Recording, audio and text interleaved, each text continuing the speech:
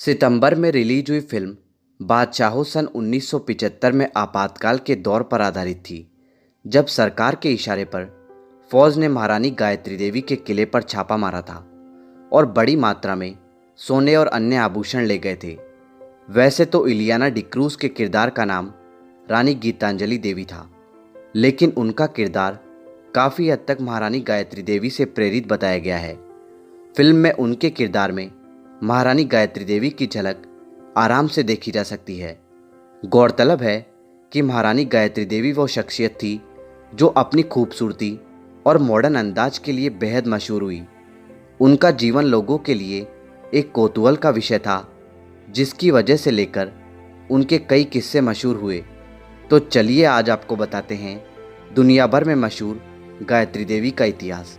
गायत्री देवी का जन्म 23 मई 1919 को लंदन में हुआ था। उनके पिता कूच बिहार के राजा थे और माँ इंदिरा राजे बड़ौदा की मराठा राजकुमारी थी। गायत्री देवी एक शानदार महल में पली बड़ी थी।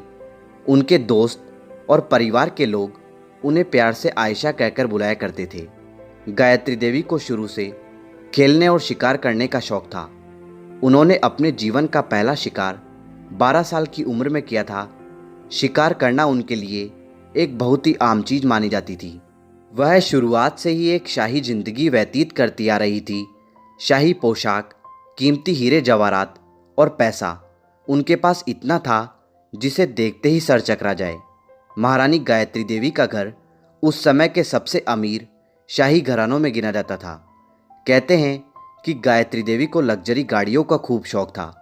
उनके पास बहुत सी महंगी गाड़ियाँ थी। इतना ही नहीं, कहते हैं कि उनके पर्सनल कलेक्शन में कुछ रॉल्स रॉयस और एयरक्राफ्ट भी थे। माना जाता है कि उन्हें गाड़ियों का इतना शौक था कि भारत में पहली मर्सिडीज बेंज W126 उन्होंने ही खास तौर पर इंपोर्ट करवाई थी। हालांकि बाद में उन्होंने उस गाड़ी को मलेशिया भेज दिया था। वैसे तो भारत में कई महारानियाँ थीं, लेकिन महारानी गायत्री देवी की बात अलग थी। उन्होंने फेमस फैशन और लाइफस्टाइल मैगजीन वोग की दुनिया की 10 सबसे खूबसूरत महिलाओं की सूची में अपनी जगह बनाई थी।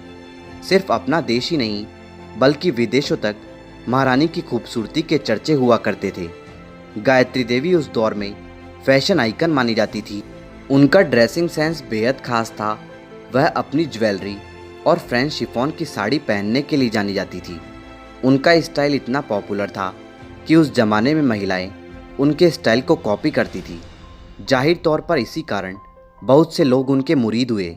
यहाँ तक कि बॉलीवुड के महानायक अमिताभ बच्चन भी उनकी खूबसूरती के कायल थे। कहते हैं कि उस समय अमिताभ बच्चन अपने कॉलेज के दिनों में थे। वह गायत्री देवी की एक झलक पाने के लिए घंटों इंतजार किया करते थे। वह देखना चाहते थे कि दुनिया की सबसे खूबसूरत महिला आखिर दिखाई कैसी देती है। माना जाता है कि अमिताभ बच्चन जयपुर के पोलो क्लब के अंदर चोरी छिपे जाया करते थे, महज महारानी गायत्री देवी की एक झलक देखने के लिए। गायत्री देवी उस समय महज 12 साल की ही थी जब वह पहली बार जयपुर के महाराजा मानसिंह द्वितीय से मिली। दोनों की पहली मुलाकात पोलो ग्राउंड में हुई। उस दिन से दोनों के बीच में एक रिश्ता शुरू हो गया। दोनों एक दूसरे से मिलने लगे थे। जैसे ही गायत्री देवी 17 साल की हुई, महाराजा मानसिंह ने उन्हें प्रपोज कर दिया। प्रेम में पड़ी महारानी गायत्री देवी ने महाराजा का यह प्रस्ताव स्वीकार कर लिया। कहते हैं कि महाराजा की पहले से 2 बीवियाँ थीं। उन्होंने महाराजा से शादी तो कर ली, लेकिन वे जानती थी कि उन्हें आगे कितनी परेशानियों का सामना करना पड़ेगा। महाराजा मानसिंह के घराने में औरतों को पर्दा प्रथा का पालन करना पड़ता था। वहीं दूसरी ओर गायत्री देवी मॉडर्न ख्यालों की थी और इन प्रथाओं में विश्वास नहीं करती थी। उन्होंने वहां आते ही ठान लिया था कि वह औरतों को प्रोत्साहन देगी। इस काम के लिए उन्होंने लड़कियों के लिए खास स्कूल भी खुलवाया। कहते हैं कि वह हर मौके पर महिलाओं के हक की बात करती थी। सन 1962 से पहले गायत्री देवी एक खूबसूरत शख्सियत के तौर पर मशहूर थी, लेकिन राजनीति में कदम रखने के बाद उनकी पहचान एक मजबूत और सशक्त महिलाओं के रूप में होने लगी। सन 1962 में उन्होंने जयपुर से चक्रवर्ती राजगोपालाचारी द्वारा स्थापित स्वतंत्र पार्टी की उम्मीदवार बनकर पहली बार चुनाव लड़ा और नतीजे चौंकाने वाले थे। उन्होंने अपने संसदीय क्षेत्र में 2,46,516 वोटों में से 1,92,909 वोट पाकर जीत दर्ज की। उनकी इस शानदार जीत को Guinness book of world record में भी दर्ज किया गया था। इसके बाद साल 1967 और 1971 के चुनाव में विजयी होने के बाद लोकसभा सदस्य चुनी गई। जीत की खुशी में लीन महारानी गायत्री देवी नहीं जानती थी कि आने वाला समय उनके लिए कितना मुश्किलों भरा होने वाला है।